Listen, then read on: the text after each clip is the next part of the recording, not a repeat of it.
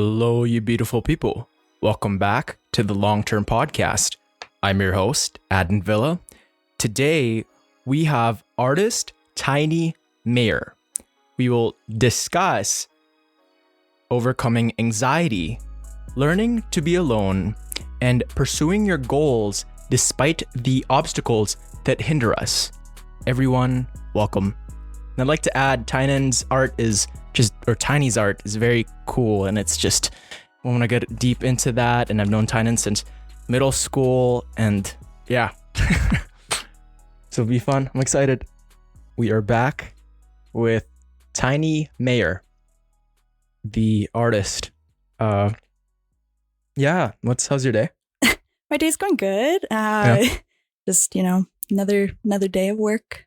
Yeah. Excited for the weekend, as Cool. always. Yeah. You went to the mountains? I did go to the mountains. Yeah. I drove up to Waiparis Village with a friend. Yeah. It was awesome. Awesome. Yeah. Well, welcome back. Thank you. I'm sure you probably had a good time, good weather there. It was epic. A little cold, but the mountains are the mountains. Nature too. It just makes you feel so grounded. Hey? It does. And I just I just like to be out there. It's very, very quiet. Stay off the phone. There's no signal up there. So, it's really nice. Probably just less anxious as well. Absolutely. Every time I leave Sherwood Park, I am less anxious. Immediately. Yeah. It's interesting. Something with the city too, hey? Just like the artificial life. It's just so unnatural. It really takes a toll on you, especially working in the city every day. I see so much, you just see so many sad things, just with homeless people and obviously addiction runs rampant downtown and stuff. And it's just devastating to see so many people struggling out there. And it's just this big concrete block, and it's definitely dystopian. And then when you get out of it, it's well, that's over. That's nice. Yeah. Kind of forget about it for a bit. Yeah. Yeah. I wish we could all just have the basic needs, but then there's just so much turmoil inside all of us, right? That it's not that easy. It really isn't. We've complicated it so much to a point where it's almost impossible to, give everybody what they need. But I'm very hopeful though. I'm hopeful of the future, better opportunities, and people can change, and people can change. They absolutely can, and they will. For the better, for the worse. It'll all happen. Yeah. Let's discuss anxiety. Yes. And how you overcame that. And can you describe what anxiety feels like for you? Yeah, anxiety it's funny because for me it's mainly in my stomach.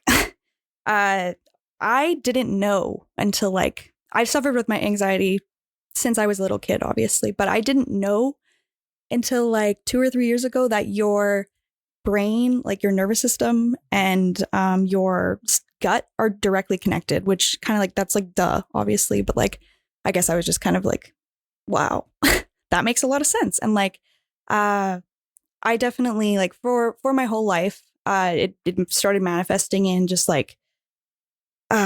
racing thoughts, obviously, and that's how it starts. And it's just worst case scenario, and so your brain instantly goes to worst case scenario. I get really clammy hands.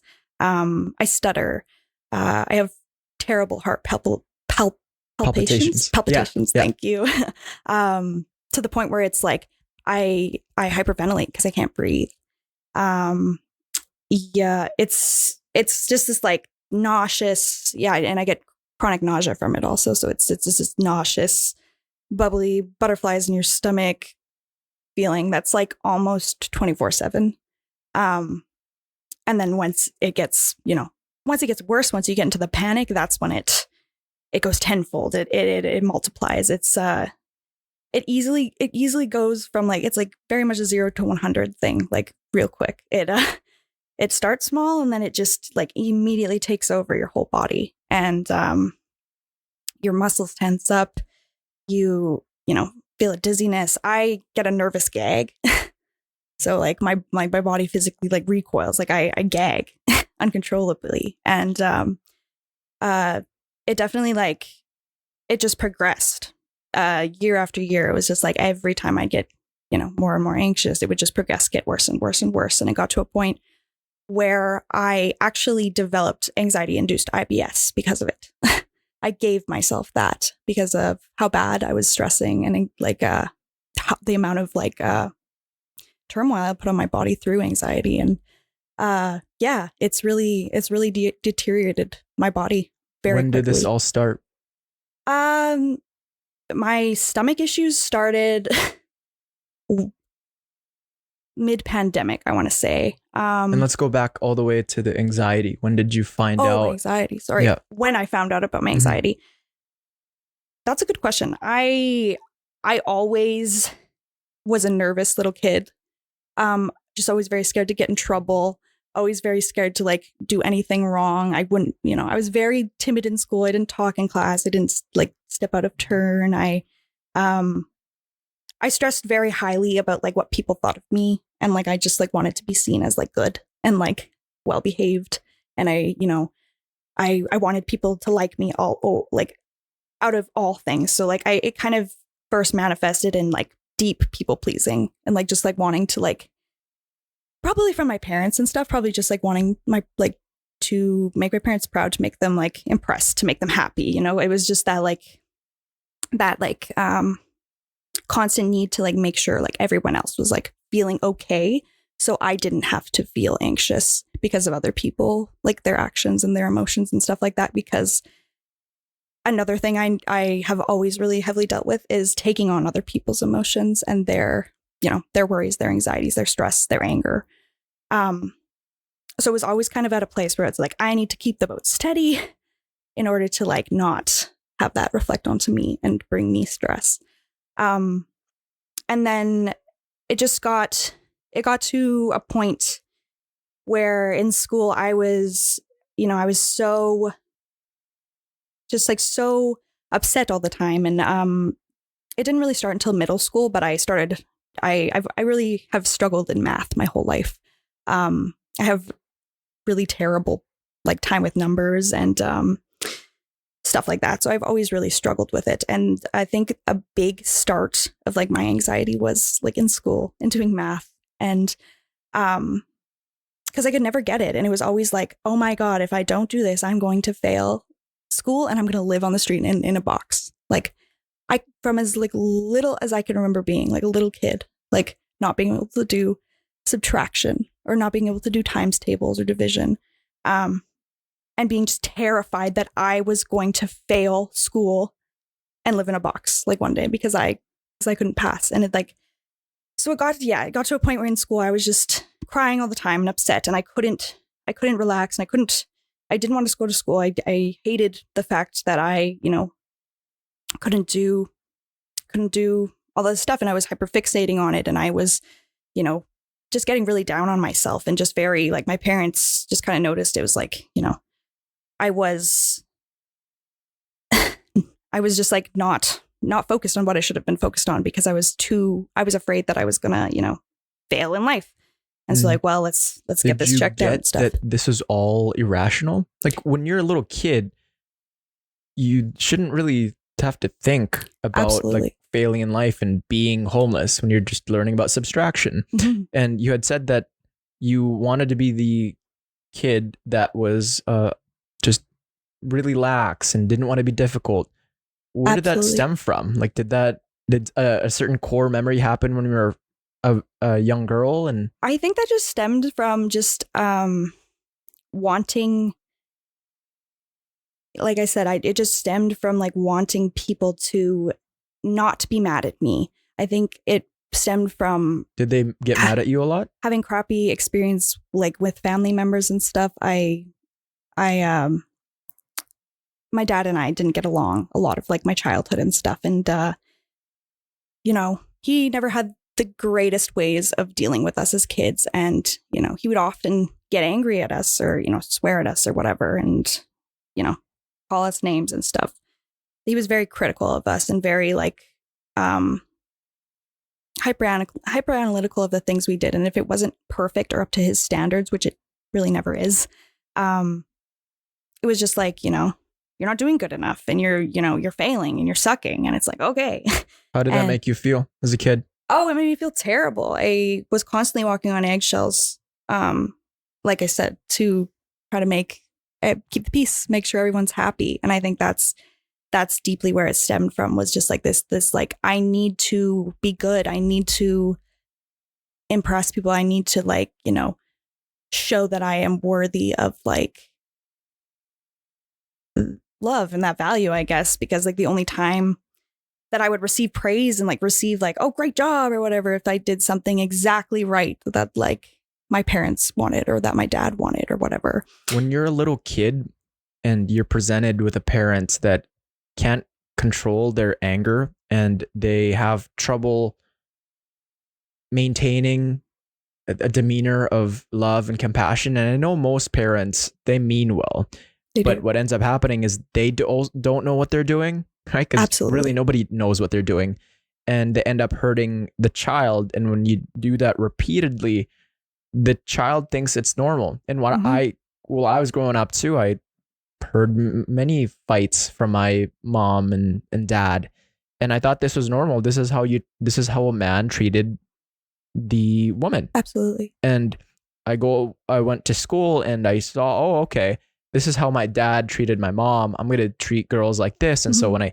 carried it out to elementary, middle school, high school, I kind of embodied that demeanor, even if it is unconscious too. And in retrospect, I've treated many people badly, and I'm very guilty of it. And I've gone through a lot of self-introspection and work, but I'm sorry you had to go through that with your dad. And it's I think it's just part of life to deal with, our parents' mental illnesses and our parents' issues. We take that on obviously very strongly. We grow up in that environment around them, so we're bound to pick up some of their traits. We're bound to, like, we've learned from them, so, like, we just try to emulate what they've shown us and what they've modeled for us, right? And I know that my parents tried as hard as they could with the information that they had, and I was their first child, so I think back on that when I'm, like, thinking about when I was a teenager, and I'm like, that was my mom's first time raising a teenager and stuff. I'm like, why is it so different now that she's raising my brother? He's a teenager. Well, that was her first time, right? I was their first kid, so I do have to forgive them a bit for, obviously not having all the answers. I think we all have to forgive our parents a bit for not having the answers,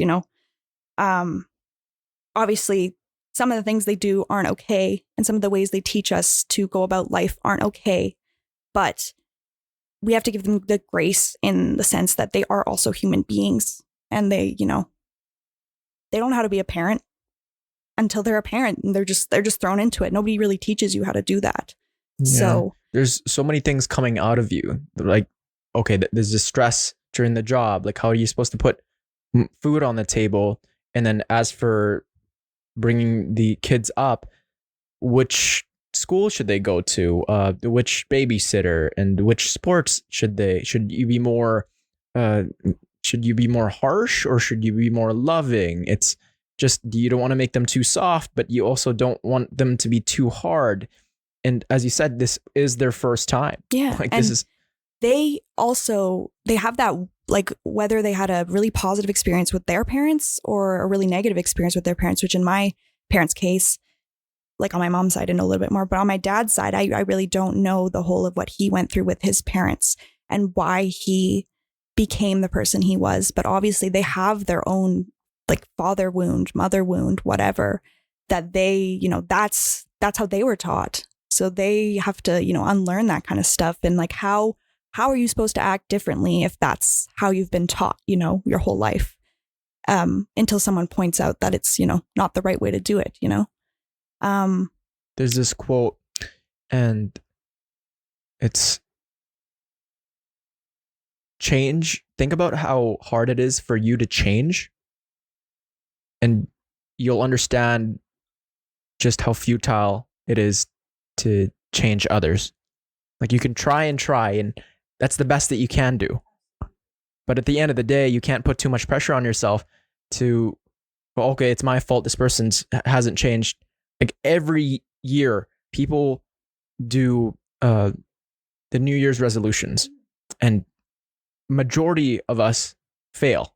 Like, it's so hard to change when that's ingrained in your system. That's how you treat people, and that's just you can either just go about that and like really just put too much pressure on yourself,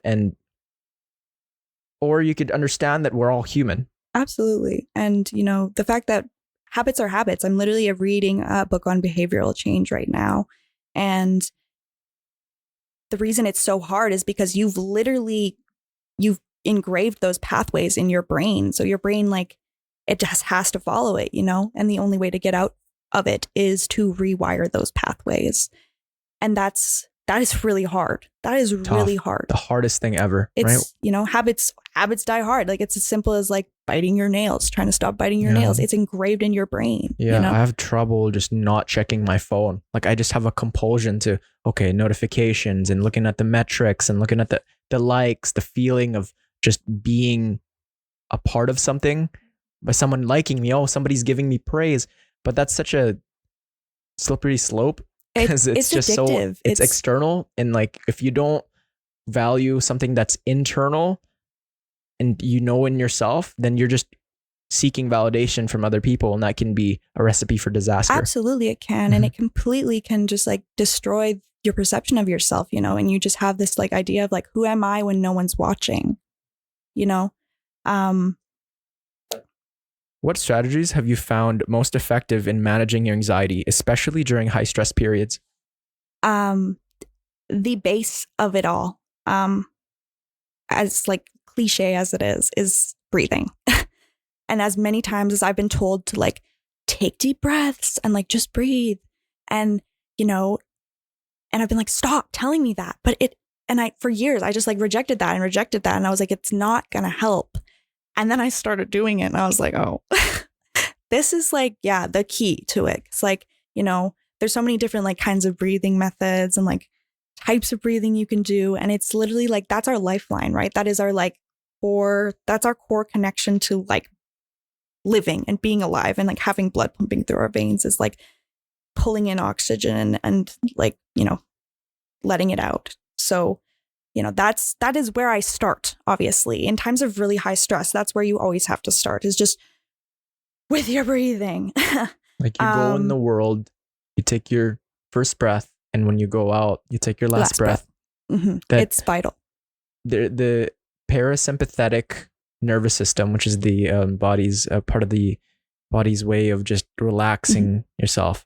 The biggest way to access that part is by breathing. That's how you relax, by focusing on your breath, because there's so many things on your mind. There's this car payment that I have to do. I have to get in shape. I have to make sure I attend that meeting. I have to make sure to show up on my job on time. Okay, there's that person that's being mean. Oh, like, what do I think of myself? Like, am I doing what's right? Am I a good person? And there's all these thoughts that get jumbled in our head. And I was reading this book about meditation and breathing, and the doctor in the book, I forget what the book's called, but we are addicted to thinking. Absolutely. Like, we are. There's a compulsion in us to just want to optimize everything, whether it be our looks, our lives, and we're constantly comparing, and we're constantly just like looking at the other side, and we're never content. But breath, like focusing on your breath, just puts that all aside and goes, okay, I'm alive right now, and I'm here. I'm gonna try to focus. And people have told me, oh, like, Advin, like, meditation doesn't work for me. My thoughts go everywhere. Like, I can't just focus on my breath. But it's like a muscle. Like, you need to constantly work at it. You really need to get better at directing your attention to the singular action. And it's hard. It's tough. It's very tough. And like, I still struggle with it. And just like, you know, bringing yourself to that center. That's why, like, starting with something simple as like breathing, which is something we do constantly every single day, even while we're sleeping, like subconsciously, we do it without thinking. So like, that's where you need to start. That's the baseline. And then once you get to the point where you're like, hey, I'm breathing, I'm more level, that's when you can bring yourself to, I need to start making simple and safe decisions, you know, to bring myself to a solution or to safety. So once you've brought yourself to that level-headedness, it's always important to not make decisions out of haste or out of anxiety or out of anger, or, breathe before you make the decision, breathe before you take the next step, because it's really going to give you those couple seconds of hindsight. And, I've really learned, like, through taking a second before acting, like, in whatever situation, if I'm feeling really anxious, if I'm in a conflict or whatever, the couple of times that I've taken that time to just, breathe, bring myself back to center, bring myself back to my breath, I've made a better decision, or I've said something in a better way, or like whatever the situation may have been.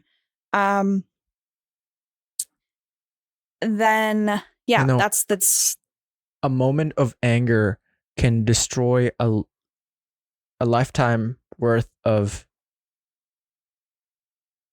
just life and just relationships. And then a moment of love can destroy barriers that were built on hate.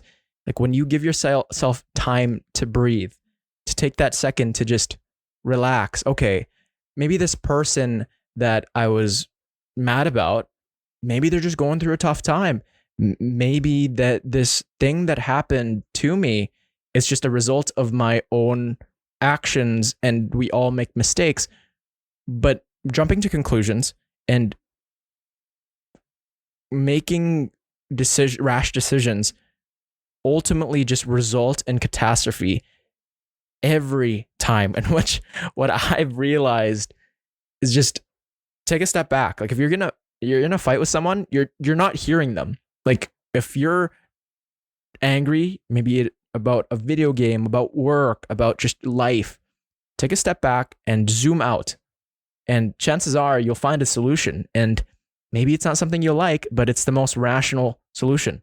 Jumping to that texter, that somebody just broke up with you, or somebody just isn't replying back, and going, like, I need you, like, come on. You just end up creating a distance between the intended result that you want.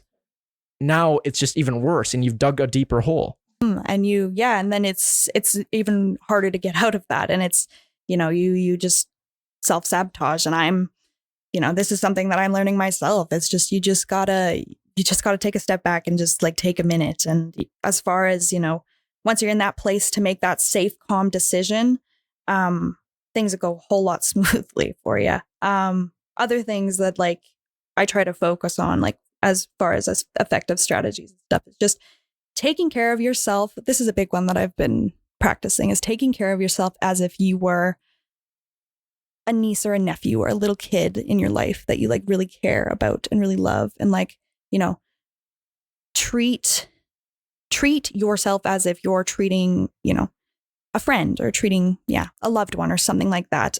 We are so much kinder to others than we are when it comes to ourselves, right? Because familiarity breeds contempt. When you first meet someone, you're so nice to them. Hey, my name's Tyni, and this is my art. And then it's all just surface level. And eventually, as it gets deeper and deeper, you get to realize the flaws in that person. That's where, personally, for my relationships, I get into fights with them the longer I know them. Familiarity breeds contempt.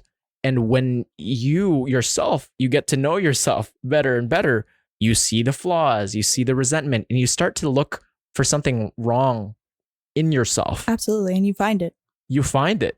But it's taking that step back and going, okay, how would I talk to Tyni? How would I talk to her? I wouldn't call myself a loser after making a mistake. Even I just didn't get enough sleep. I just need more relaxation time, meditation. Mm-hmm. I would never talk to my friend like that, because if I did, they wouldn't be my friend. No. And like you have to like treat yourself as if you are your own friend. And that's a really big thing that people forget, is like your internal dialogue. I'm reading books on this right now too, because it's a big one for me. Your internal dialogue is, subconscious or not, it is entirely like your brain is like depending on that. And like if you're feeding yourself negativity all day, whether it's like for the smallest thing, like I just tripped. You stub your toe. I'm so stupid. I'm so dumb. So just I can never get anything right. Yeah, right. Your brain internalizes that more than you think. And, we're more inclined to hearing a negative than we are like a positive about ourselves. So it's like, you know, you have to make your brain a nice place to be, obviously, or you're not going to be able to give that to others. Or if you do give that all to others, you have nothing left for yourself at the end of the day. And then you're neglecting yourself, and you're neglecting the, you know, the most important person in your life. And it's time that we stop doing that to ourselves. You know, it's time that we stop putting other people ahead of us all of the time. And we try to, you know, we try to allow ourselves to feel what it would be like if we were like, you know, if we were like dating ourselves, or we were best friends with ourselves, or we were our own parents. We prioritize our own well-being, because without our well-being, it doesn't matter how successful, it doesn't matter how many friends, it doesn't matter how rich, famous we are. If you look in that mirror and all you see is ugliness, all you see is just unworthiness, all you see is a loser, a failure, what's all that money for? What's all the things, all the materialism, what's all that to show for? And when you repeat something, going back to what you said, that the way you talk to yourselves, it just 1,000 times it gets repeated in there, and that becomes your identity. And you no longer say that. You just you are that's that. How you are, and that's like, what you think of yourself. If you call yourself stupid 1,000 times, you're gonna be a stupid person. Stupid. And there's this psychologist. I'm also reading a bunch of books on self-talk and just psychology and how to be nice to yourself, because I'm also the same way, and I've battled with that. And this psychologist, Paul Conti, I've listened to many podcasts with him, and he goes, if we repeated a word 1,000 times right now, we would be repeating that tomorrow and then the next week, and we'll just remember that. If we repeat the word love, compassion, we just repeated that over and over, we'll probably just be like, yeah, I said that 1,000 times. Same, the inverse is also true, where, okay, loser, I'm a loser. That's gonna be ingrained in your system, and your body's not gonna know, like, you're making those pathways. Yes. Can you share an experience where overcoming anxiety led to a significant breakthrough in your personal or professional life? Yes, I can. A big one for me was I moved out at the beginning of the pandemic after, obviously, everything that went on. It was crazy, and just like a huge explosion in everybody's faces. I lost years-long friendships with people. I lost my longest relationship. I didn't know what to do, and I was like completely and totally like lost, and just like absolutely like, where do I go from here? I moved into the city, and I moved in with a group of people that really didn't reflect the same values that I had, or like that you'd want from people that you live with in a shared home, you know? And that was something that I unfortunately like very slowly learned throughout the year that we all lived in our house. Did they just leave dishes all around, didn't respect your space? They didn't... Yeah, it was a lot of disrespect of our space. I had things stolen. I had things broken. We lived in a very unsafe area. I had people, you know, doing drugs under my window. I had people doing illegal stuff in my house. My roommate would leave the doors unlocked while I was asleep in my room upstairs. We lived on 107th Avenue, downtown. So I'm sorry to hear you had to go through that. You know, it was definitely a learning experience, but I'm glad that I went through it, because I know what I don't want out of roommates in the future if I ever do have them again. And I do know, you know, what it is to treat people that I live in a house with respect, because out of everybody in the house, I had the most respect for everyone there. And, you know, I really wanted our house to be a home, and it was really not, you know, just, yeah, throwing constant parties and bringing people in that weren't supposed to be there. We didn't want there, bringing minors into our house. Just a lot of stuff that was like, no, no, thank you. And it just increasingly got worse and worse. And it was at a point where it was like, nobody's working. I was just getting money from the government, pulling myself up in my room because of my living situation. I was very stressed out all the time, drinking very heavily, at the worst shape of my life because I, wasn't working. I had no motivation to leave the house. I was obviously drinking and eating a lot of like food, just like not taking care of myself. And I was in crisis mode because I was constantly in fight or flight, just like being in this house every day. And I didn't feel comfortable in my own home. I had no sense of like, I couldn't be in my room without the door being locked. Like I had no sense of like, I feel comfortable and safe and like, this is my place. Like I had to leave so many mornings because they would throw parties in the middle of the night. And I'd have to work at 9 o'clock in the morning and I'd have to drive 30 minutes back home to Sherwood Park to my mom's house just to get an extra hour of sleep so I could go to work. And during this time, I was, my anxiety-induced IBS had fully developed, kicked into full swing. I couldn't go a single day without taking half a pack of Gravol. I was put on prescription anti-nausea medication that they give to cancer patients because I was so sick and so nauseous. I was rapidly losing weight. And then in the same token, drinking so much to the point where I was making myself sicker. It was just all coming to a head. I couldn't work after 2 years of not working because my social anxiety had came back tenfold. I didn't know how to interact professionally with people anymore because I hadn't worked in 2 years.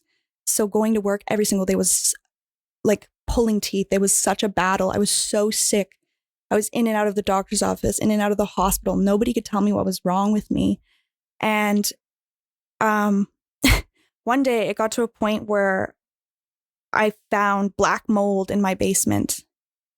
And we told our landlords and they said, that's your fault. You didn't look. You have to stay in the house. And tried to get us to stay in this house that was like infested with cladosporium mold against our will, which is like very illegal, obviously. And I had a breakdown. I completely lost it. I was like, I can't stay here. I can't keep living in this environment. I'm going to like die. I can't. Implode. Yeah. It just, so I came to just everything came to a head. It was just all this anxiety and all this like pain from like being sick and just like being afraid and like having no autonomy in my own home and like having people around me constantly that just had just like nothing but disrespect for me. It was like, I need to make a change right now. So I packed up my stuff, every single thing I owned in the house. And I went to my roommates and said, there's black mold in the basement. You guys need to get out. I strongly suggest you move out. I'm moving out right now. And then, we came into contact with the landlords and everything. And they tried to screw us out of, this is crazy. They tried to say that we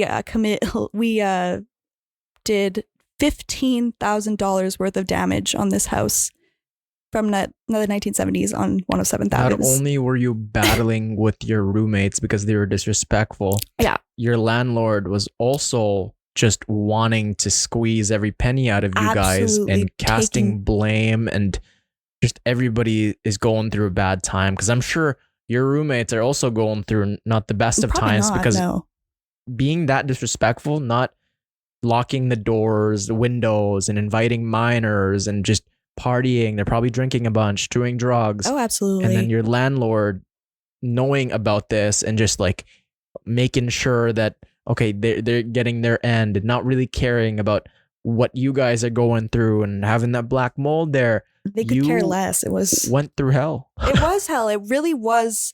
Like I was in such a state that I was like, nobody is going to help us.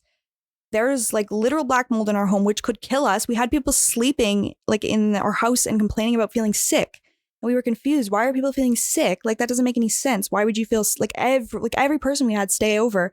I feel sick. Like I'm not feeling good. I just don't feel good. And I'm like, why? And they were adamant on making us stay in that house for the rest of our lease and paying money. And then on top of that, they tried to lie and say we did all this damage and scare the heck out of us, basically, because we were a bunch of I think I was 20 when I moved out of that house.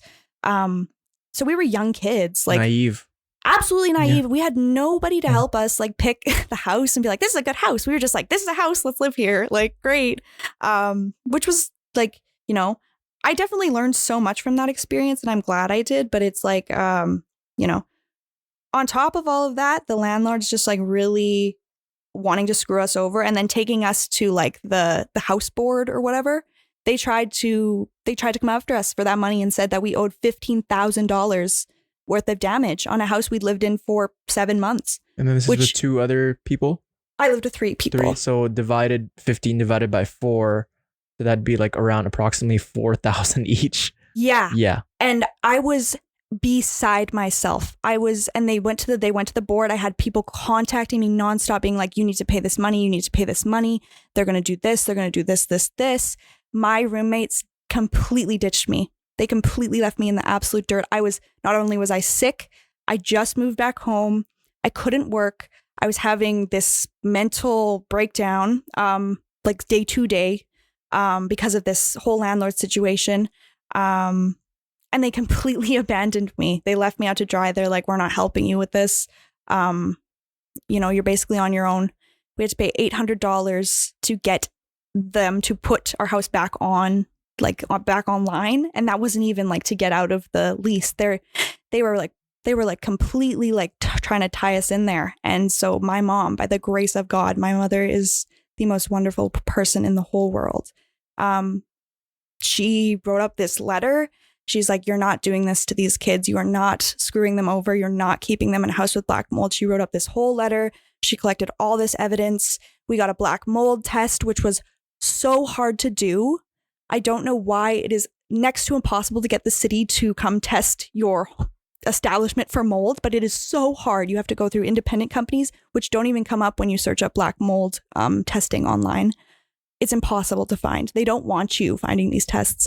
So we finally got a test, obviously positive for cladosporium, which is like a really bad black mold, and the walls were covered in it. Like, the reason we didn't notice is because this was in a unfinished basement. Nobody really went down there. So that all got established, and my mom, you know, reached out to these people. Basically was like, here's your case. You guys have nothing. You have absolutely nothing on these kids. You have no proof of this damage. You have no proof of, you know, you can't keep people in a house with mold. You can't. So they sent it in, and the case was dropped because they were like, yeah, these people are absolutely like messed up. They just want to squeeze money out of these kids. And so they dropped the case and they left us alone, thankfully. But they actually put a new family in that house, and it's filled with black mold. So that's awesome. Don't ever rent with Wisteria Homes. They're terrible, terrible company. Anyways, that was like company. Terrible company. But that was the whole came to a head. I moved out in this immense place of stress, and we got that figured out, and it was like this huge weight lifted off my shoulders. This is when I made the biggest change of my life. I stopped drinking, and I stayed sober for a year from alcohol, which I'm to this day as well. Sorry. I try my best. Mm-hmm. I don't binge drink anymore, which I'm really happy about. And like the thought of alcohol is kind of revolting to me, but here and there I'll have a drink, or if I go, you know, dancing with friends, I'll have a couple drinks here and there. But I'm so grateful to not be at the place I was when I was living on my own, when I was drinking, because it just got to the point where I had no limits, and I was making myself sick, and really I ruined my stomach. Like from my anxiety, the stress, the whole IBS thing. And then I gave myself alcohol poisoning 3 times in a year and was like puking blood each time. And that's a whole thing. But I ruined my stomach. Yeah. I was really lost, and I made a lot of mistakes, and I really didn't like myself for a long time. And I really struggled with the person I was. And then on top of all of that, I had the stress of the place I was living in and stuff, and not dealing with all of my stress, and then all of just life's trauma and all of the stuff that happened at the beginning of the pandemic. I just didn't deal with it, and it ate me alive, obviously. So yeah, I stopped drinking, and I was able to I stayed sober for a year, completely, like no alcohol at all, which was amazing. Kudos to you. Thank you. I was super proud of myself. I lost all of the weight that I gained. I started going to the gym. I started walking, like going on big walks again and stuff. And I really just like started like, taking care of myself, and like I made like my room a place that I was comfortable and like happy in, and I started like pursuing my art again, even though I was doing my art the whole time I was living away, but in a whole different way. I was like pursuing a lot of different avenues. I was doing modeling, and I was doing like a lot of creative photo shoots and stuff. I was doing music videos. I was working in an art collective. So a lot of different avenues instead of just like working solely on like my style and like where I wanted to go with my drawing and stuff. So that was kind of put on hold. But then when I came home and I got sober and everything, I really took that time to reset and give that time to myself and take a breath, like I was needing to do for the whole 3 years that I lived in Edmonton. And I'm so happy for you. Thank you. Very strong. Thank you. And you went through just unimaginable pain and suffering, and you got out of it. Did you feel like the victim at all? I don't know. I don't want to say I'm a victim. I don't blame any of the people I lived with. I know that they were just teenagers, and I know that they were just, living in their home. Like all the people I lived with, they had never lived on their own before. They were living with their parents up until that point, right? So that was a time for us to like, kind of live out that experience that you live when you're in your early 20s. I had a very good time at the beginning of it, and I made a lot of good friends, and I'm not really in the loop with any of the people that I was when I was living in the city. But I don't blame any of them. I know that they were also scared and also worried and also confused on what to do, and I didn't play a perfect part in things either. I could have been a lot more compassionate with them and a lot more understanding, but it was also at a point where I was like, I never done this before either, so I don't even know where to go. I think that we were all put in a place where we were like, I don't want to say seen as victims, but we were all like put in a place where it's like, these people are targeting us and trying to like squeeze money out of us just because of our age and stuff. And that really sucked. As in terms of like my sickness and everything that's like came at me, do I think I'm a victim? No. Like I said, for a long time, I really didn't like myself. I really beat myself up, and I really like thought I deserved everything that came my way. Now you look very healthy. Thank you, Advin. Yeah, I don't think you aged at all since the last time I saw you. Thank you. Yeah. I'm really trying. Good. I see that. I see that in even the way you conduct yourself, the way you present yourself. You could tell there's been a lot of self-work there, and I notice it. And it's amazing to see the power of change and resilience. Thank you. And I see that in you, and I'm very happy that you've come a long way. And still, it's never going to be perfect, and there's going to be bumps along the way. But absolutely. Why didn't you just keep going with the habits? Like, why? You could have. That's the easy way. Just kept drinking. You kept staying there. Just because I like my body couldn't. I just couldn't. I knew I was like killing myself. Like I physically felt like I was dying. Like I felt just like so sick, and so I couldn't eat. I wouldn't eat. Like the only thing I was like consuming was like when I could was like it's just like even hard to like recall this time because I was under so much stress, and like I was just surviving, like barely surviving. And I was eating like a smoothie a day, a bunch of like anti-nausea medication to try to keep myself sane and like okay and at a platform. I was just I was just not at a point where I could continue on, or if I did, I was like things were going to turn out very badly for me. You're very blessed, and you are an inspiration to other people that are in that situation right now. And what would you say to someone who is in a similar situation? I mean, in terms of like struggling with demons, if you will, or struggling with like substance or whatever, you'll know when you want to stop. You'll know when it's time for you to get better. And you'll know that in your heart. Nobody can do that for you, and nobody can put that on you. And in the same token, you can't really look to other people for guidance all the time. You have to look within yourself, and you have to listen to yourself. If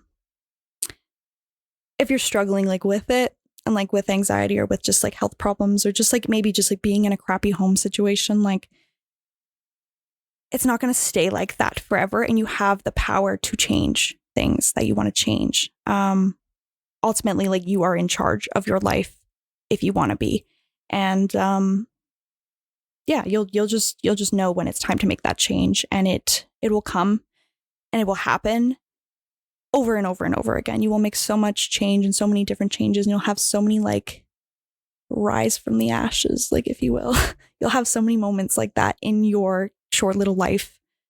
And you just have to, embrace what you have right now, and then, take charge, basically. Take charge and just put the work in. If you want to see yourself differently, or if you don't like something about yourself, or you want to change, then just do it, because you can. Even if it's in a small way, or you can't, I'm the CEO of thinking like, oh my God, I can't do this because I think of everything beyond the first step. But even if you just start like at step 1, that's still like progress in the right direction. So that's my advice, I guess. Yeah, thank you for that. Yes. That's a beautiful response. Thank you. You probably look back and think of that person 5 years back as a stranger, hey? Like, Definitely. This is a person, or even 2 years ago, this is a person that is going through hell, and it's just so unfamiliar. It's so weird to look at. Yeah, then you feel the emotions that rose up, and you go, why did I didn't have to feel that way. I could have just stopped it right then and there, but you have to go through it to be able to look back and realize. You do. You have to experience like the hardship and like the crap in life in order to like get the good stuff, or you just like won't know. And like, I absolutely wholeheartedly and truly look at the person I was like 5 years ago, and I don't resonate at all with the person that I was. And I've grown like so much from that person, and like gained so much understanding about myself and other people, and like how the world works, and how like just like plain empathy works and stuff. Like, when you're a teenager, you're stupid, you're just dumb, and you don't think about the consequences and how things, impact people, and how things impact yourself. And, you really, like, yeah, growing up is really that. Growing up, like, you're going to make so many mistakes and mess up so bad, and like do so many terrible things. And like, you just got to like, it's okay, obviously make the change and never repeat those mistakes. And that's all you can do. And, I truly think that I've made a lot of growth, and I'm super happy with the person that I am today. And the change I've made from the person I used to be, for sure, even from 2 years ago. Fantastic that you realize that now that we're only approaching our mid-20s. Imagine if you had realized that later on, right? 5 years later, maybe you would have been dead by that time, or 10 years later, and it's just would have been too late for certain things, because just the human body is just so fragile, but it's also so resilient. But it can only take on so much alcohol, so much stress, so much sleep deprivation, and just lack of social connection. And when you treat the body badly, there are massive consequences everywhere in your life.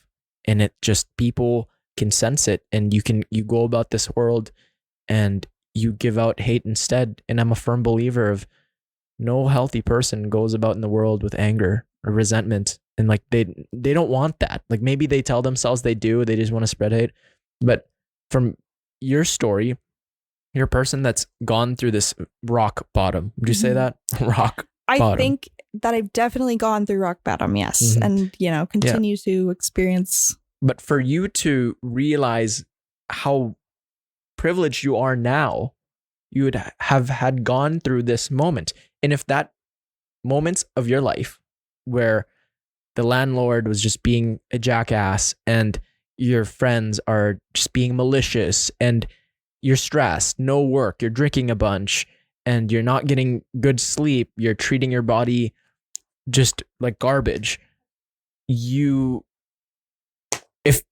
your life was like right now, where you are taking care of yourself and you have your creative outlet and you have friends that care for you and you have gratitude and you have a mind that resonates with your soul, then you wouldn't realize the other side. You were put through that to be able to go about the world and understand others better. And you had mentioned empathy. Now you're so much more empathetic to see that homeless person, to see that person struggling and go, that can be me. Like I went through that, and maybe not to a lesser form, but I could have gone through that. That could have been me. And I was the same way, where it wasn't as bad as what you had gone through, but just like rock bottom. And I felt feelings that just were very foreign to me. They were new. I'm like, how can a person get this sad? How can a person feel this empty and just have no direction, no purpose? But then now looking back, now I have a deep sense of purpose and deep empathy and deep love for the world, for people, for God. Now I don't fault people for being resentful to the world. I don't fault people for being bad. Like, sure, there is accountability, and people commit crimes, and people do horrendous things, and they should be locked away for certain crimes, and they should face consequences.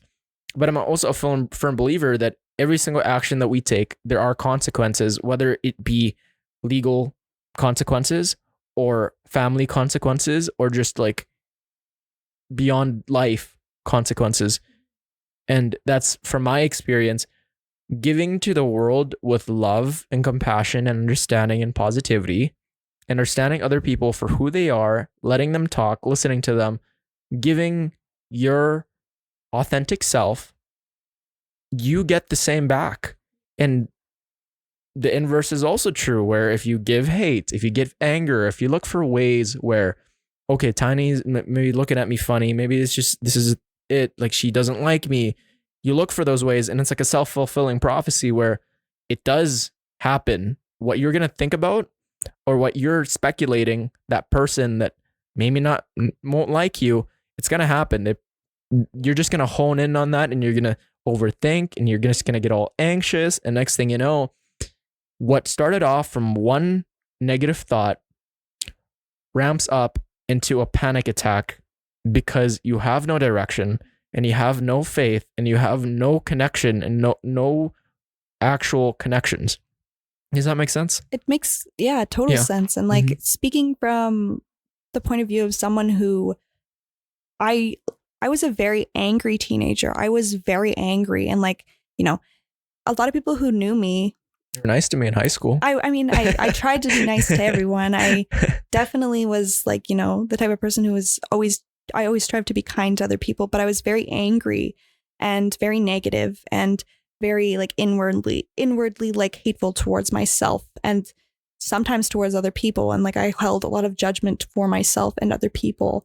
And when you walk around with that, like on your back, it's detrimental to you. And it like we've been saying, and it just like, it's like the whole negative inner self-talk. It's just, it's constant negativity. So it's like, impossible to get that away from yourself. And you truly stunt yourself in a way. Like I felt, truly stunted for a long time until I realized I didn't have to be so angry all the time. And, I could allow myself to feel joy and happiness and acceptance and love. And I didn't have to, hold judgment because, the person that I can reflect on to this day has no room to judge anybody.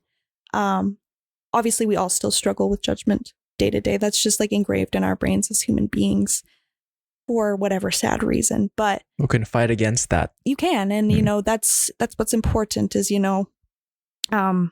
looking back on yourself and being like, yeah, I have no room to judge. So there's no judgment. There's no judgment from me. And like, yeah, I think that's it takes a long time to get to that point, and it takes a long time to move away from that anger, but it can be done. And, it's definitely a common experience, a lot more common than people think. Yeah. How do you balance acknowledging your anxiety without letting it control your actions or decisions? Obviously, I know it's always going to be there. I know it's always going to be a part of me. I gotten to the point in life where I had to accept that I will never exist without anxiety, unfortunately. Just because of my diagnosis and the way my brain operates, that's how my brain is. And I have, an overactive, the amygdala. I believe that's the right word. Yeah. It's a brain's a part of pattern recognition, or like where the emotional stresses and it activates just everything. Yeah, and I'm stuck in that. Absolutely. It's overactive, and you have to work on resetting that and stuff. And that's what I'm trying to do. But I know it's going to be a constant part of my life. So a lot of it is just about acceptance. It's about that, treating it as if it was a friend with anxiety, you're going to be okay. Everything's going to be fine. And you can do this, just literally just not allowing it to make decisions for you. And, realizing that, I have anxiety. I'm not anxiety, as cheesy as that is, as many times as that's been said. It's very true, because it's you do have that emotion, but it's not all that you are. And once you realize that you're not, I'm, instead of saying I'm anxious, you can just be, I just have anxiety right now. And it just separates you a little bit from that. You are not your anxiety. I am anxious right now, but I am not anxiety itself, right? You can detach yourself from these emotions, because many parts throughout the days, I'm smiling. When people meet me, I have this bubbly attitude. I'm very curious as to what they have to say, and I'm listening. I try to be as authentic as possible, and I try to tell the truth as much as possible. And sometimes I catch myself. Maybe I'll exaggerate certain things, or I'll fragment and I'll morph just the past to fit my own narrative to make people like me. But there's just moments where I don't feel good. A wave just flashes over me. It could be I'm tired. It could be I just think of that one girl who rejected me. It could be just that irrational thought of driving to Banff and maybe getting in a car crash, or that one coworker who doesn't like me, and I start questioning myself, and I go, am I a good person? All these thoughts. But you are not your thoughts. You are not these emotions. They come and go. And to feel them as they come. So today I was just negative, just for an hour. Usually I'll have bouts where for an hour or two, I don't feel happy, and that's okay. I just accept them, but I ensure that I don't use those emotions as an excuse to treat people badly. I'll still smile. I'm still me. Just internally, it doesn't feel as good. Okay. Because yes, everybody experiences sadness. Everybody experiences just anger, resentment, shame, doubt, guilt. But it's accepting these emotions and feeling them, because it's a part of just the human experience. Mm-hmm. Allowing them to pass, and just letting them go through you as if, it was a gust of wind. It's you can't just sit there and grip onto it, because it's just gonna, make it worse. And when does hyper-focusing on anything really ever help? It doesn't. So, that's a big thing for me also, is just even with just a big thing you learn through intrusive thought therapy and stuff is you just have to let your thoughts appear as they are, experience them, and just say, well, I don't relate to that, but thank you for your opinion, and then allow them to move past. And that's another big way that I kind of allow anxiety to pass me by without allowing it to, acknowledging it without allowing it to control me. That's awesome. Yeah, thanks. It's great that we have gone through different points in our lives, completely different experience, but found just a focal point on how to deal with emotions. And I swear, it's just it's very similar. Like if everybody adopted these lessons, because it's easier said than done. You can't just, okay, like it's kind of ambiguous in a way too, where it's like accept, like what does that mean? Like what is it? No, feel through it. And it's just so hard to describe, because for people that have gone through their entire lives without actually accepting these and fighting with it, it's tough. And it's just, people are lost, and it really takes a lot of work. And you don't have to be intelligent to be able to understand this. Everybody experiences this. And even the smartest people might just have more trouble because they might be too analytical about it, and they might just look at it from a different angle. No, it's there. Just there's a way. And learning to be alone. Big one. What practices or activities have helped you become more comfortable with spending time alone? So, I mean, the biggest thing has just been like, yeah, just focusing on me and like treating myself as if I'm like my own partner or like my own friend, and just giving myself whatever I want. That's what I've been really focusing on. And, just like, as if you were like spoiling a little kid, you want that cookie, get that cookie. You want to do this today, go do this. You want to buy this within reason. Of course, I try to like limit can't get myself. 20 cookies per day. Only one cookie per day. I just like have really tried to reward like good behavior and like good action and like getting stuff done and like progress, and just focusing on stuff I want to do, because I recently got out of a 9-month-long relationship that was, a huge whirlwind. And I thought it was going to turn out a lot different than it did. So my life has like been completely flipped on its head the past month and a bit.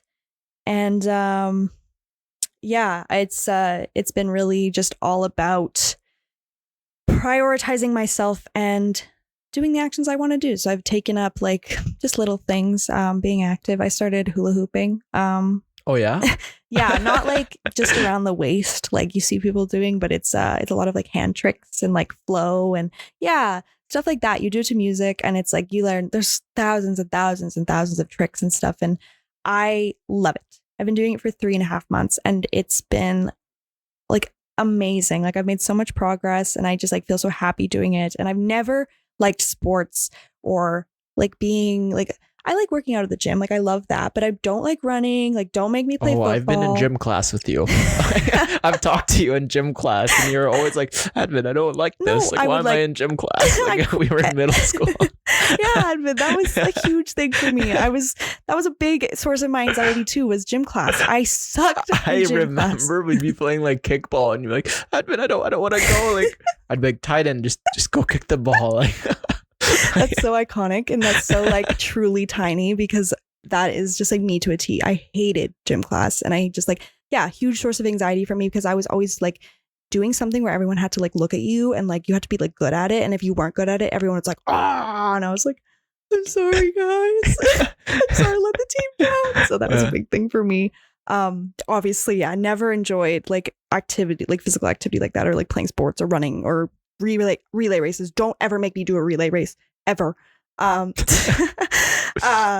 I was really happy to find something like truly active other than just like going to the gym and like working out on the machines or Pilates or yoga, that something else that I enjoyed that was like a little bit different, because nobody else does it. So, it's fun to like whip it out and be like, I can do this. Can you do this? And like, would you ever run a marathon with me? Sorry? Would you ever run a marathon with me? I can't run. I think you can. I think everyone can. You just don't like running. I hate running. But you will get better. Maybe. I mean, maybe it would be fun. Like I'm starting a running club on Sunday. Oh, are you? Yeah. Yeah. You should come. With their hula hoop. That'd be awesome. That'd be awesome. Actually, maybe I would do it with the hula hoop. But just like really prioritizing like things I want to do. I've been working on like reading, just art? like spending time with, obviously my art. Yeah, sorry. I'm working on a collection right now that doesn't have a name. It's just these like squiggly creatures and stuff. And it's, they're basically like, their whole body has to fit onto the canvas somehow. So basically what I've been doing is like pushing the limits of like anatomy and like how I can draw it, if that makes sense. And making them look human, but not human, Human, and but not human. making sure like there's that human connection to it, mhm. but like not to the point where you can't even tell if it's human. Yeah. And Yeah. that's kind of like what I like and kind of like what I've felt like inside for a long time. It's like I am like a human in a human suit, but I'm very much so like feel very different to like everybody else, like Oh, on the inside. I tell everyone I should be locked up in Area 51. You know? No, I definitely relate to that. I feel like a little like gremlin alien dude, and like I'm just like trying to fit in this box and whatever, and like that's kind of how I've done it. Or and in another token, it's like the art I'm working on right now is representative of twisting yourself to unrealistic proportions. You know, to meet someone else's standards or to meet someone else's ideals of you. So that's the collection I'm working on right now. And it's very much representative of the stuff I've gone through the past year,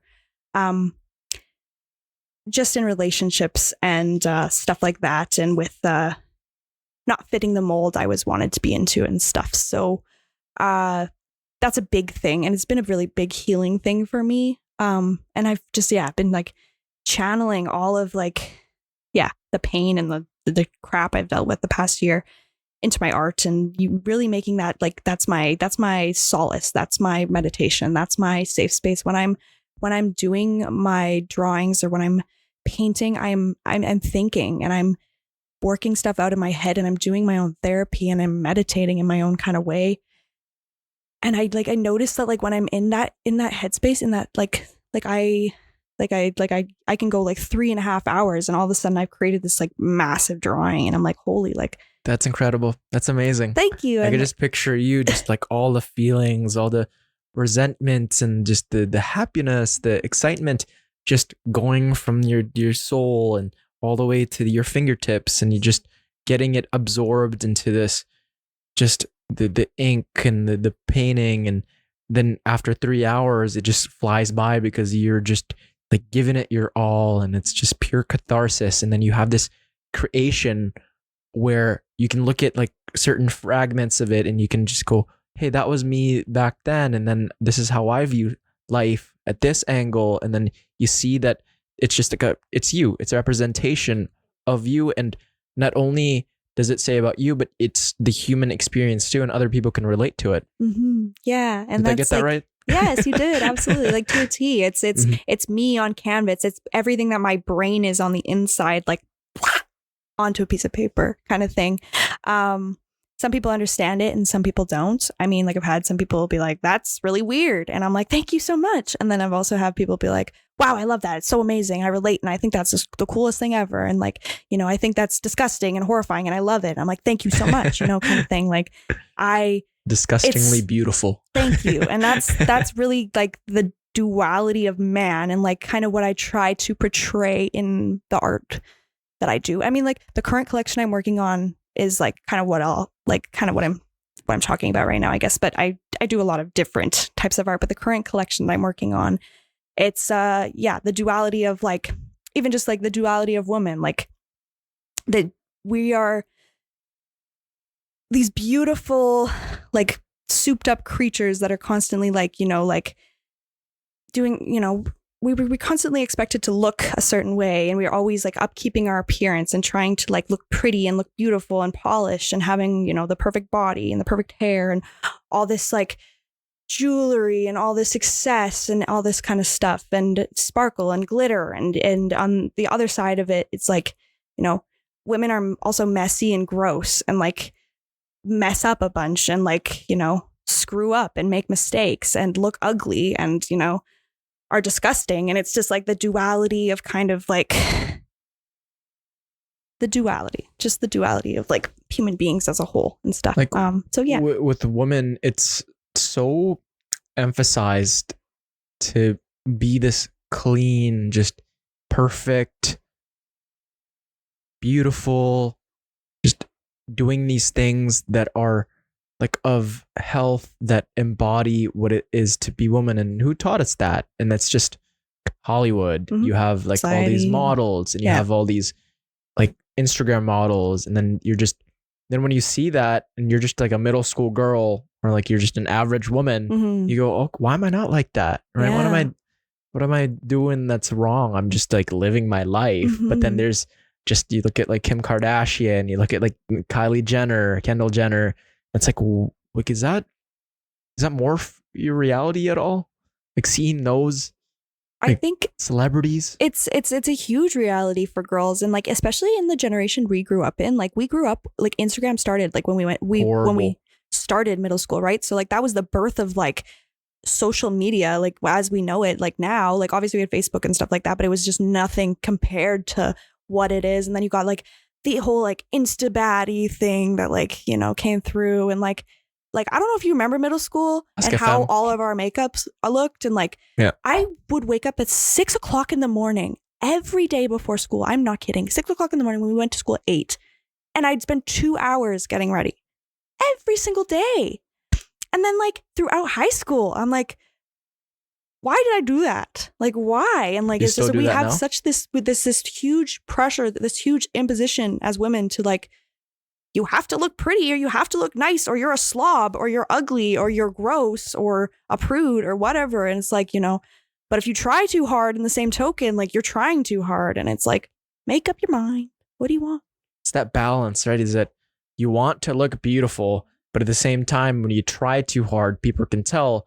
When you try too little, it's like put some effort in yourself, be more ladylike. And then when you slouch and when you don't walk a certain way, when you don't listen to this type of music, when you don't wear the certain style, people are just like, okay, this girl may be lesbian. Look at this girl may be just Isn't that a this silly things, thing to and put people on just people? cast judgment onto each other when they don't take the time to actually just know that person for who they are. Yeah, and it's like you know nothing about that person, and maybe that person just like doesn't like makeup, or they just like to be comfortable, or they think that they're beautiful with their bare face, or they like the clothes they wear, or you know they don't care about how they smell or whatever. It's like, you know, just allow that person to be themselves, and like, you know, take a look at yourself, because it's like you don't always look good, even though like maybe you always make sure you present yourself in a way in public where you always look good. You don't always look good though. Yeah, You have moments where you look gross and you do gross things, and you know, don't go outside because you didn't have, like, you don't feel good, you don't look good, and it's like you don't want to be seen by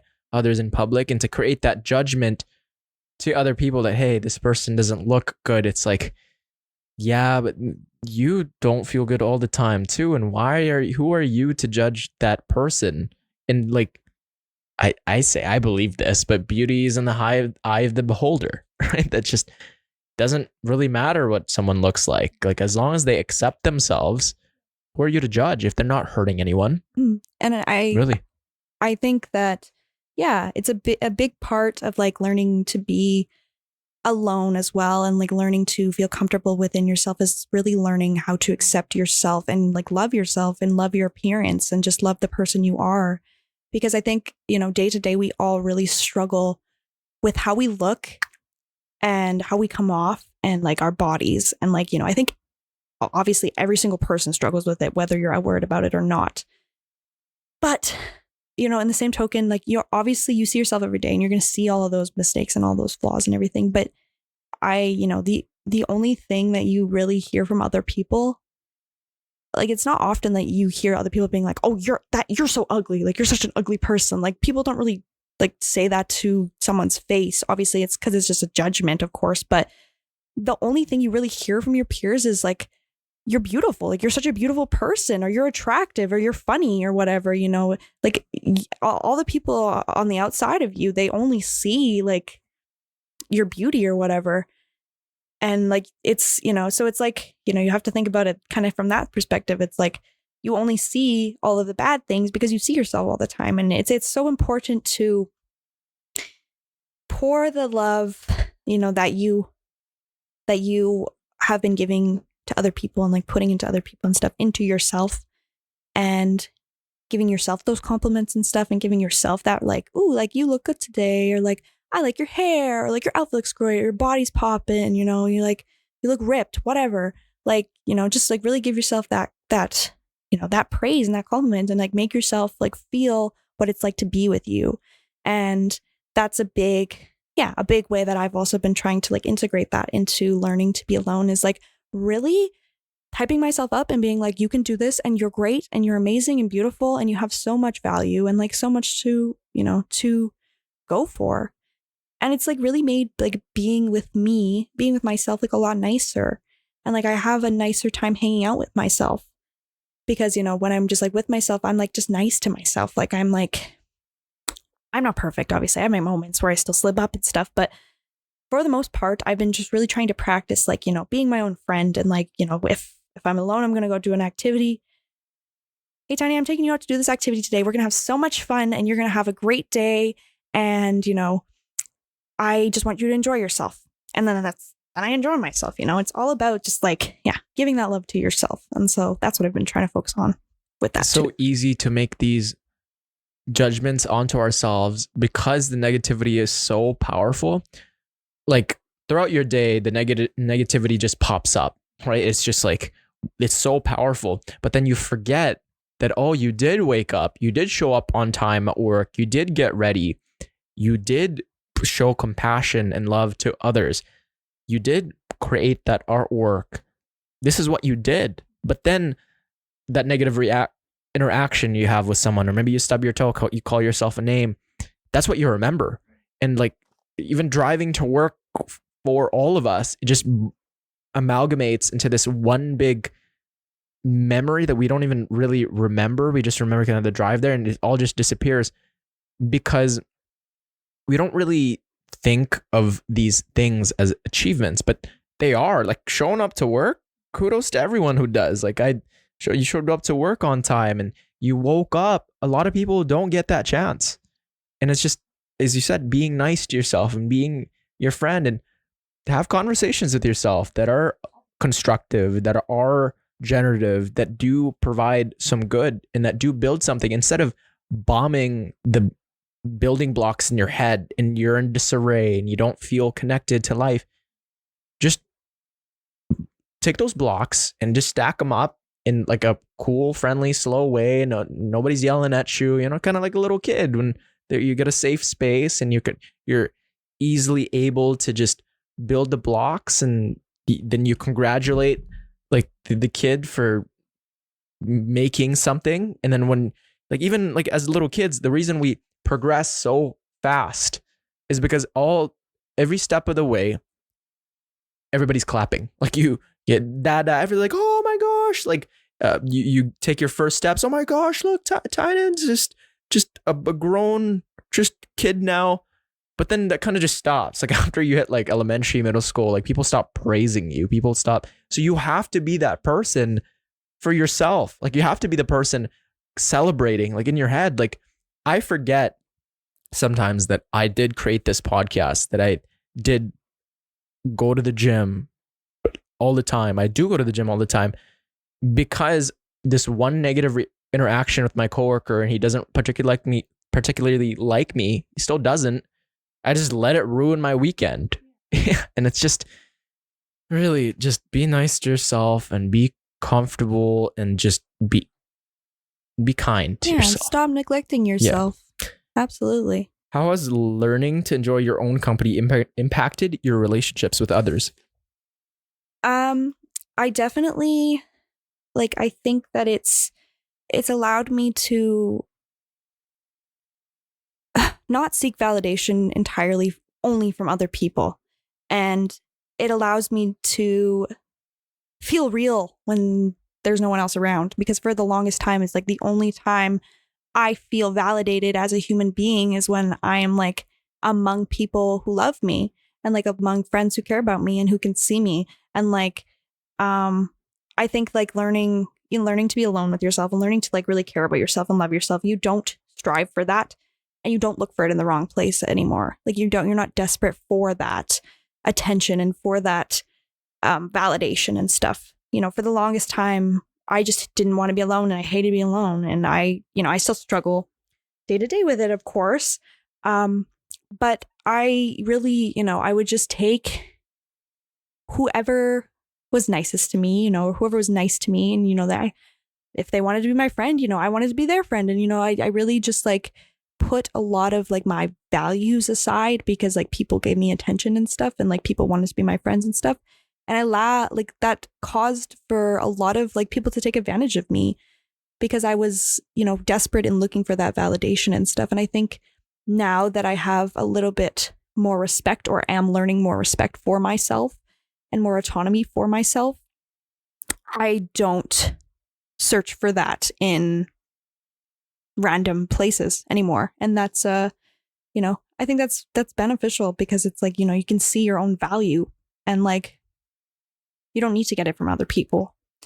You don't need all these accolades, validation, compliments, because when you base your own happiness off of other people, you're gonna just seem needy, and you're just gonna end up pushing them away.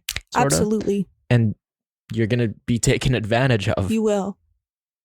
When you find comfort and just being yourself, sure, like family, friends, they're great. We need them. We were not put on this earth to be alone. But we are going to interact with people every day. That's just the nature of how we go about life. When you go to the grocery store, when you go to a fast food, when you go to a restaurant, when you're going on a walk, the gym, even hula hooping, even if it's just outside, like other people might interact with you if they see you and they're like, hey, what are you doing? Just interaction with people, is you can't avoid it. But when you know in yourself that you can be happy, like just being yourself, being you, it doesn't matter what they say about you. It doesn't matter if they like you, if they don't like you. You are comfortable with yourself. You love yourself, because you don't even have to like yourself, right? You don't have to like yourself, but you love yourself. You accept yourself, because there's going to be days where just like, oh, you make a mistake and maybe you don't like yourself too much, but you love yourself fully.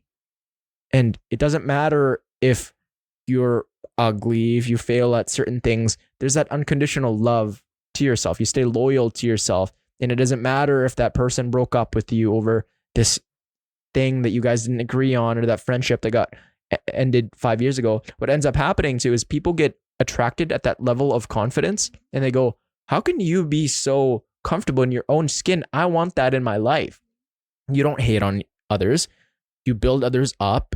And when plans don't go as planned, you're okay with it. And does that kind of resonate with you? I think so, for sure. I think it definitely, it gives you like leeway to kind of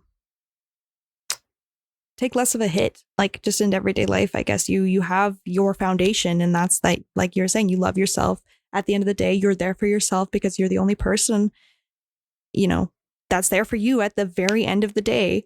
You're able to fall back on like, hardships or conflicts or someone not liking you, or, you'd be like, well, that's okay because I have me, and I have like, I have an understanding for the person I am. And like, I know my value, and I know that I have good to put in the world, and positivity to bring to others. And, there's always other people. There's always new experiences, and you know your own worth. And that's, at the end of the day, that's the only thing that matters. You can keep trying and trying to please others, but that's a cause where you won't really know whether you succeeded or not.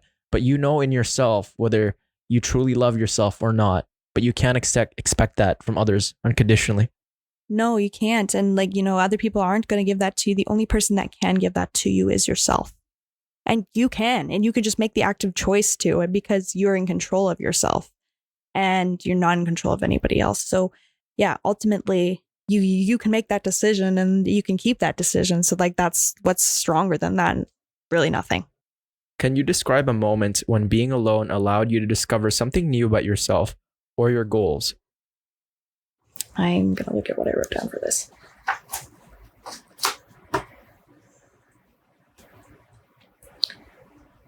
It's taught me that I need to prioritize myself, and that I'm number one in my life, and I need to stop neglecting myself and my wants and my goals and stuff.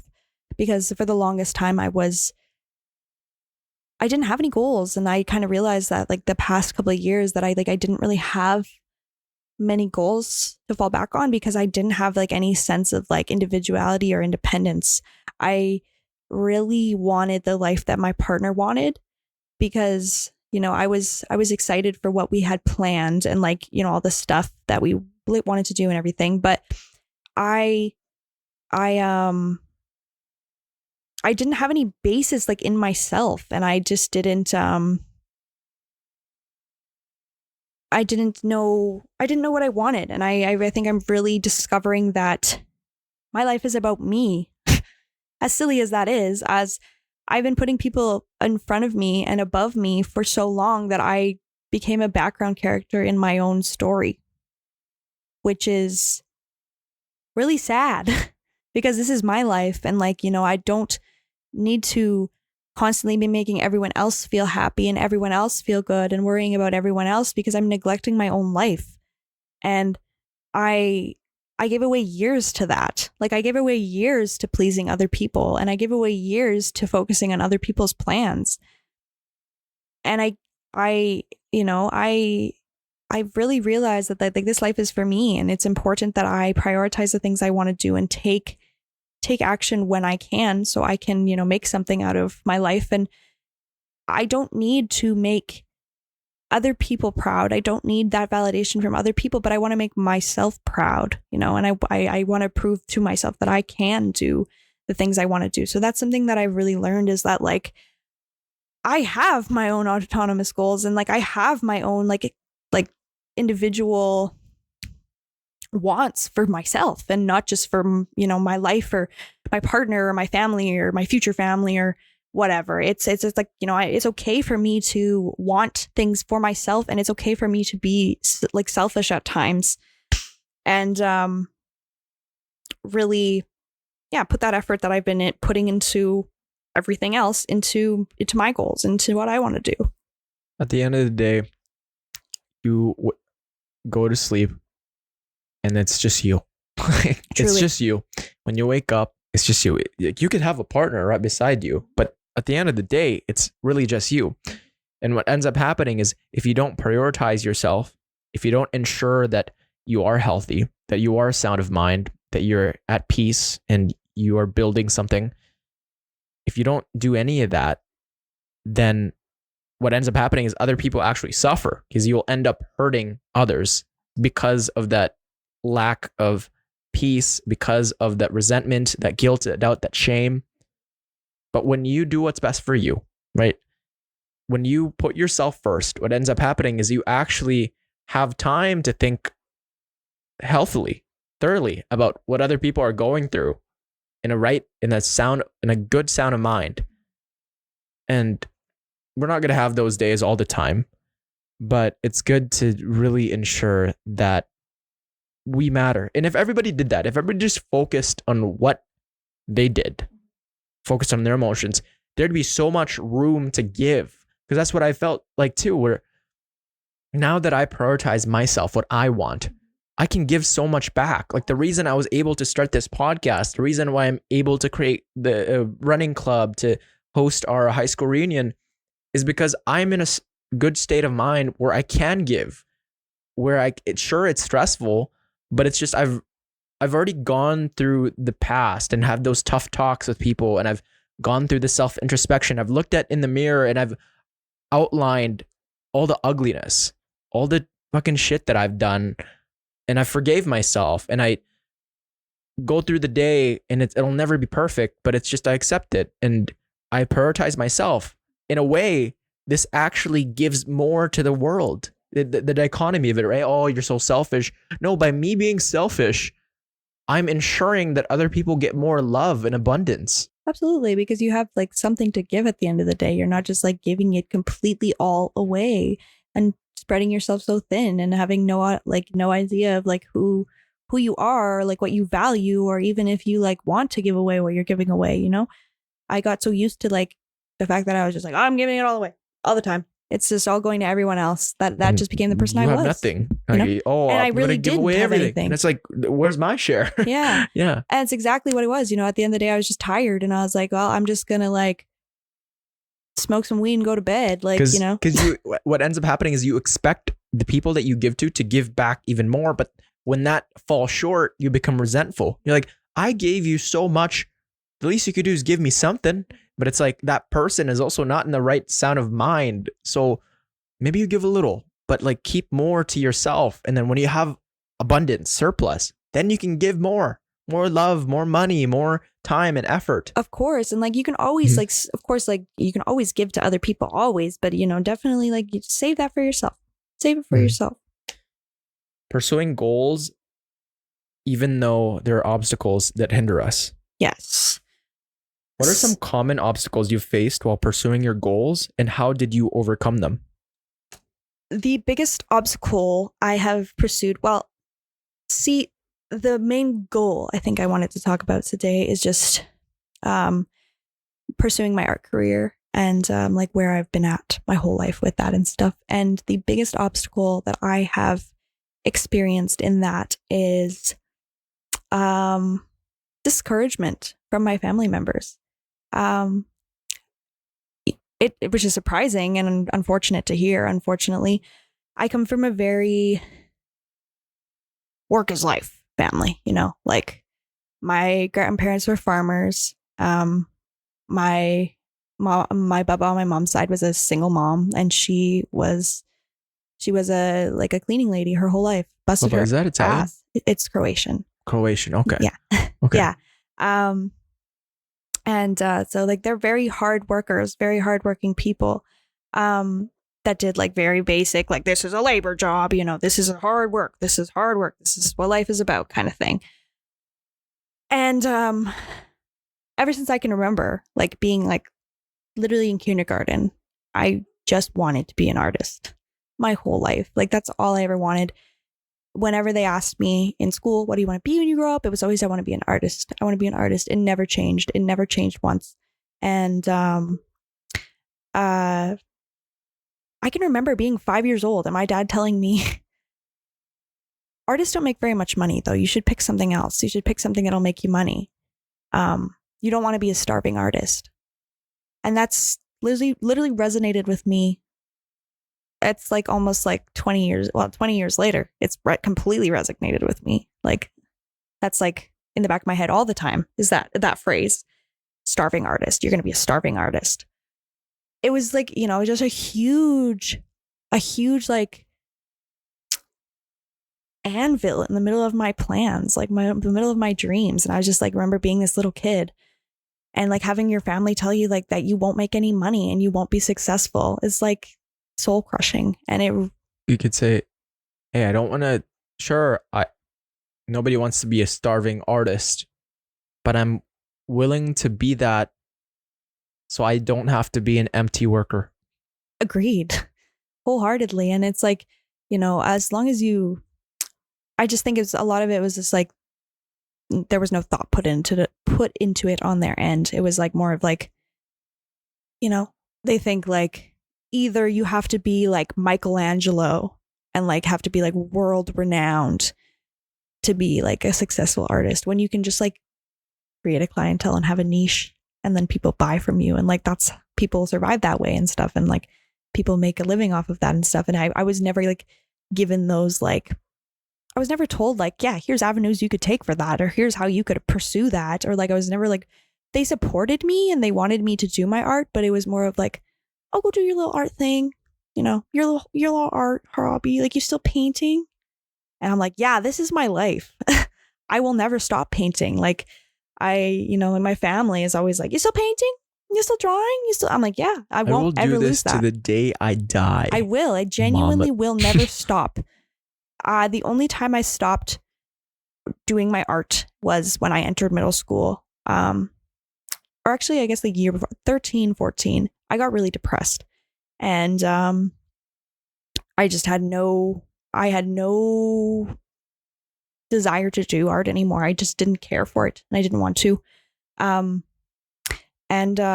thought that was going to be gone for a long time, but middle of high school, I smoked weed for the first time and it brought back my creativity actually, which is funnily enough. It enhanced your creativity? It brought it back. Oh, wow. I was so depressed that I didn't get, anybody who's an artist like knows, like you just get inspiration. You get bouts of like anybody who does anything, honestly, you get bouts of inspiration, right? You get bouts of like, oh my God, I want to do this. and I'm going to do this now. And I'm excited about it. And I have an idea and I can do it. I didn't get that. It was gone. And the spark was gone. And I had no desire to create. I had no inspiration. And then, I smoked weed and, it came back and I was like, wow, I want to draw again. And it was like life changing for me. Like I started drawing and painting again when I was 15. And then it brought it back full force and really made me like it really cemented me as like, this is like something I'm so passionate about. And like, even though I stopped for so long, I was able to just start again. And I was like, this is just ingrained in me. And like, I just like know it. And like, it was just, it's something that I will strive for the rest of my life. And I know that if I don't try to pursue my art, it will eat me alive. Sure. That's how I feel about this podcast. Yeah. So I feel about running. Just, when you have that hobby, it's life. Like this isn't just a hobby anymore. This is life itself. And if I lose this thing, I could possibly lose my life too. I agree. Yeah, absolutely. It's such a big part of me that it's like, this is what I know that I want to do. And I know this is what I have to offer. How do you distinguish between a goal that is truly worth pursuing and one that might be hindering your progress or well-being? Well, I'm going to look at what I wrote for this again too. Sorry.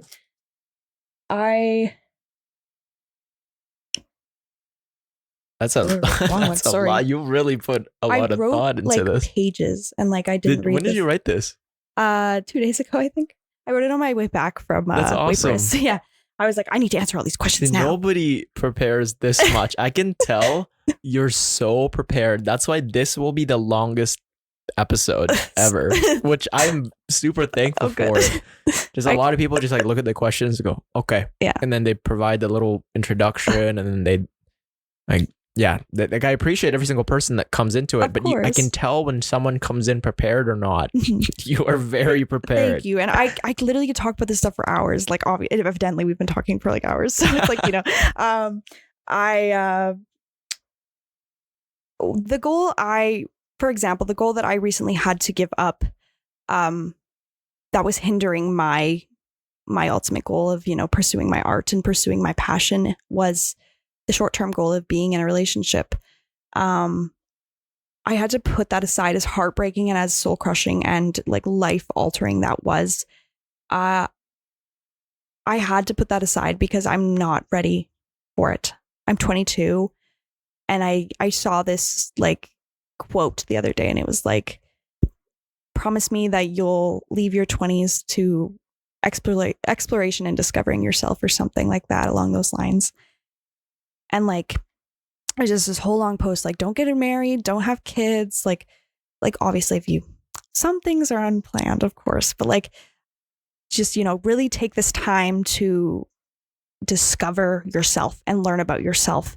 And, I wasn't able to do that in the relationship I was in. And, I was prematurely planning for a life that I was not ready for. And I didn't necessarily wholeheartedly want yet. And that was really hard to come to terms with, obviously. It completely changed my life. Like within 2 months, like my life has completely turned around. But the way that I knew that there was a difference was because that's something important, but it's not my purpose. To be in a relationship is not my purpose and not my point and not the reason that I'm here. I very much do so strive for love. And I think most of us strive to have a family and a future and, have a relationship that's happy. But that is not why I'm here. I'm here to, share my art with the world, share my message with the world, do as many things as I can, have as many experiences as I can, see the world, like as much of the world as I can and stuff. And that's the difference between, a goal that was hindering me and a goal that, will only lead to more expansion in the future and more opportunity. I think since you've adopted this abundant mindset and being able to find comfort in yourself and finding this outlet like your art and finding ways to feel good, to feel happy by just being you. Going into that relationship, you probably didn't feel that as profoundly. But now that you've discovered this part of yourself, you went into that relationship seeking validation. Am I correct? But now that you've found this outlet and this way of life, you want to work at it as much as possible while you still care about this person and you thank them for the time spent. There's the cons are too high, and that's not to say you didn't care about that person, but you want to do what's best for you. And you have to, at the end of the day, you have to, I did I get that right? I think that you definitely you definitely got it right. I do feel like when I went into the relationship, I thought that it was something that I was ready for. I really thought that it was the universe being like, here it is, kind of thing. Here it is, because I wasn't looking. I was single and I was doing my own thing and I was working on myself, and everyone's like, it'll come when you least expect it. It'll come when you least expect it. And, as silly as it is to be a hopeless romantic, I think some of it, like a lot of us are in like a lot of ways. And it's like, you do look for that love and you do really strive for it. But I'm sorry, I lost my train of thought. That's okay. But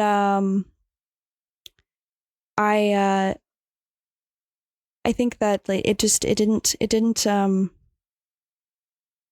lead to like me feeling fulfilled like I thought it would. And you could just tell feeling wise that I kind of, when I get into relationships or when I want to go on a date, I want it to be forever. Okay. And when podcasting, if I'm going to select for an activity that I'm going to be doing consistently, I want it to be forever until I die or even beyond that, because I believe in an afterlife. I'm Christian. I believe in heaven, and I'm going to be doing this forever. Like this act that I do, this is going to be forever. This is Advent Villa. And when there's a relationship that pops up, I don't like that whole just, one time we do this for 3 months. Then what are we building? Like, we're going to build a house and then just leave it a third of the way. And we keep doing that. No, we build a house and then we build a castle and then we go around the fences and we invite people in. And then once we die, we have this castle. And that's the way kind of, I don't know, that just reminded me of kind of what I want, and just with the wants and the needs, right? It's just, we all really know if we look hard enough, we know whether that relationship is just something to validate ourselves because we're not feeling as comfortable, or a relationship where we can build a castle. We can invite people in and just get a lot of generative drive, and you guys build each other.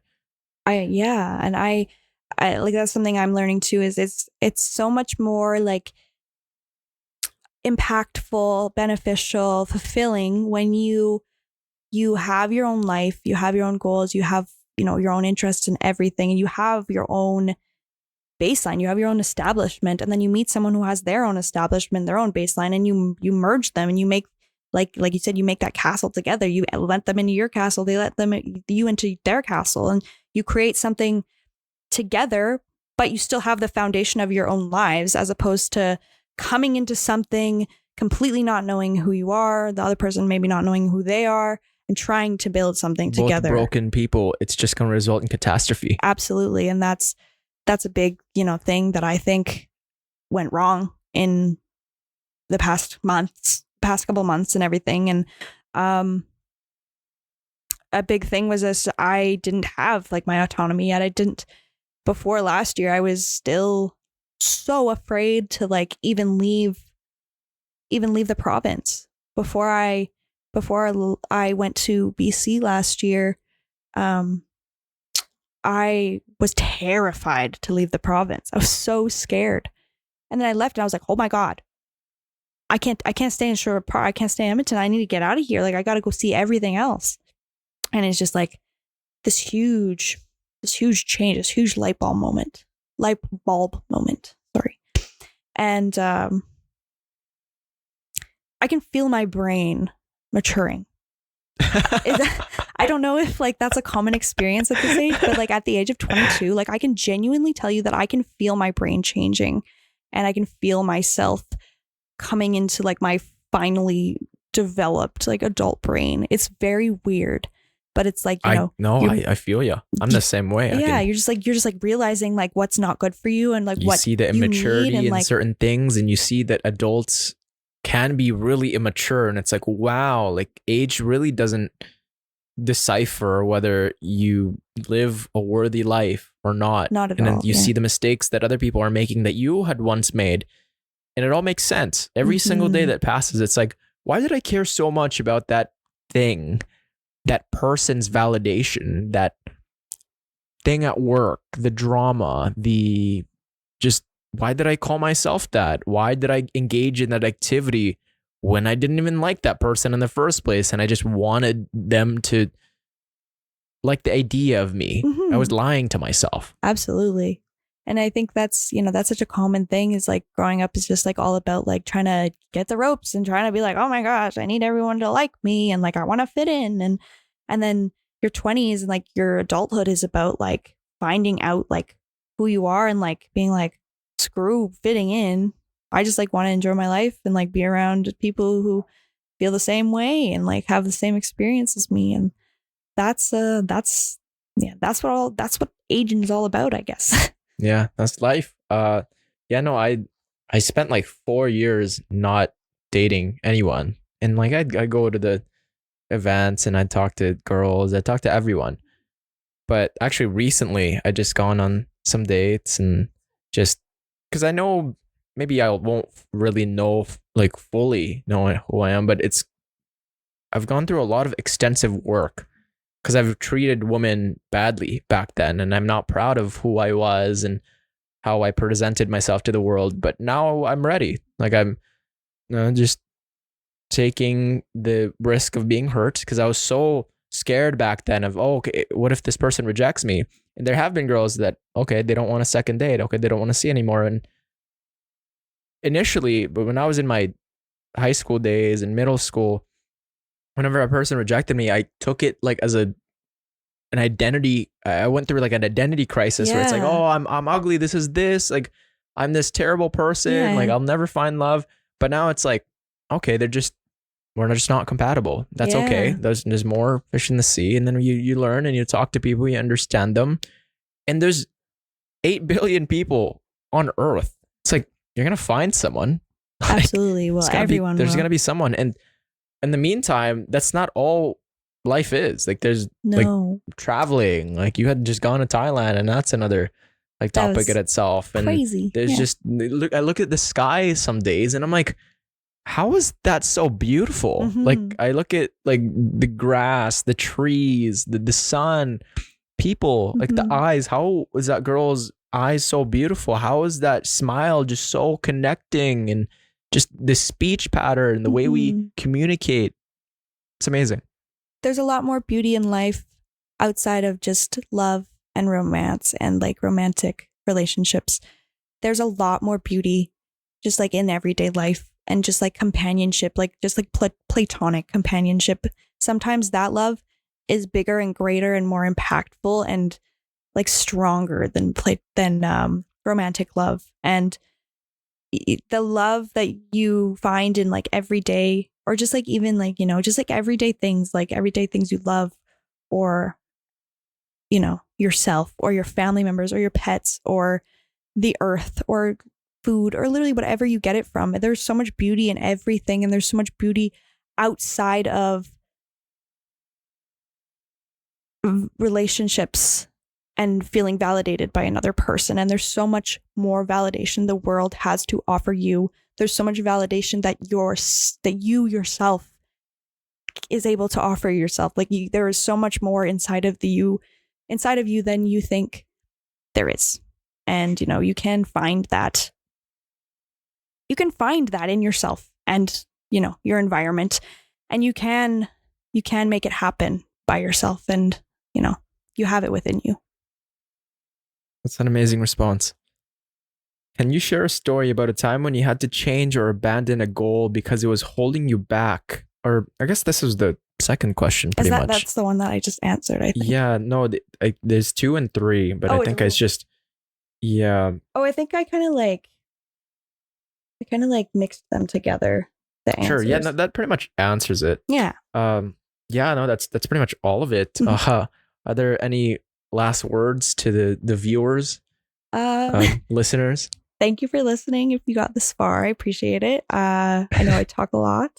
I just hope you can find some value from this. If you struggle with anxiety, or you struggle with feelings of being alone, or struggling to be alone, I hope this can give you some insight into those themes, and kind of, you know, give it a try. You know, give it a try and give yourself a try. Because you deserve the love that you've been giving to everybody else, and you deserve the love. You deserve to put that love into yourself. You really do, and you deserve to take action in your own life. So do it, because you can, and you have the power to do whatever you want. And that's like it's like really scary, but it's the most beautiful thing ever. Actually, it's the greatest opportunity that you will ever be given, is your life, and the ability to do whatever you want with it. So do it. That's like all I can say is do it. And if you want to check out my art, can I Yeah, do the no, plug? get to the plug-in. If you want to look at my art collection that I've been working on, you can go to Instagram at YUCK2IS sick SICK yucky sick at Instagram.com. That is my current art Instagram, and that's where I post most of my work. I'm also live illustrating for the 3rd time this year at a music festival called Frenzy Fest. So I will be doing that. So lots to come, and thank you so much again for giving me that time. Yeah. Terrific. And thank you, Advin. Thank you so much, Tynin. Of course. You are such a resilient, and just, I'm so inspired by your story, and how that low point not only made you a better person, but it's fueled you in the creation of your art, and you have come a long way. Thank you. And I'm very proud of you. Thank you, Advin. Yeah. It means a lot. Yeah. And as always, to everyone watching, listening, there is a place for you in this chaotic world. Never lose hope, have faith, and keep it long term. Peace.